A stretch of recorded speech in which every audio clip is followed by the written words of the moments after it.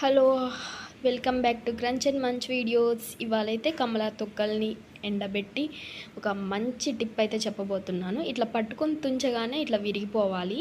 దీన్ని మిక్సీలో వేసుకొని పౌడర్ని చేసుకోవాలి. ఇలా పౌడర్ చేసుకున్న తర్వాత ఇట్లా కొంచెం బరకగా ఉండాలన్నమాట పౌడర్. అయితే ఇప్పుడు శనగపిండిను బియ్యపిండి నేనైతే కలుపుకున్నాను ఫస్ట్ ఒక బాక్స్లో. ఇది ఎంత క్వాంటిటీ అంటే 4 స్పూన్స్ శనగపిండి, 4 స్పూన్స్ ఏమో బియ్యపిండి. ఇప్పుడు ఈ కమలా పౌడర్ని అయితే ఇది కూడా సేమ్ క్వాంటిటీ 4 స్పూన్స్ వేసుకోండి. ఈక్వల్గా రేషియో వేసుకొని దీన్ని మిక్స్ చేసి తర్వాత ఒక బౌల్లో తీసుకొని కొంచెం పౌడర్ని అండ్ కొంచెం వాటర్ యాడ్ చేసేసి ఇవి బాడీ టోటల్ బిఫోర్ బాత్ కలిపి పెట్టుకొని మంచిగా స్నానం చేయండి. లేకపోతే ఫేస్కి పెట్టుకోండి, లేకపోతే పార్టీస్కి వెళ్ళాలనుకున్న ఎప్పుడైనా ఇది చాలా బాగా పనికొస్తుంది. యాంటీ ఫంగల్ బ్యాక్టీరియా లాగా కూడా పనిచేస్తుంది ఇది.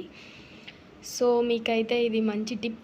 నేనైతే ఇది రెగ్యులర్గా ట్రై చేస్తూ ఉంటాను. ఎప్పుడైనా సీజన్ బట్టి కమలా ఫ్రూట్స్ అన్నీ వచ్చేస్తే 7 days అట్లా ఎండబెట్టేస్తాను.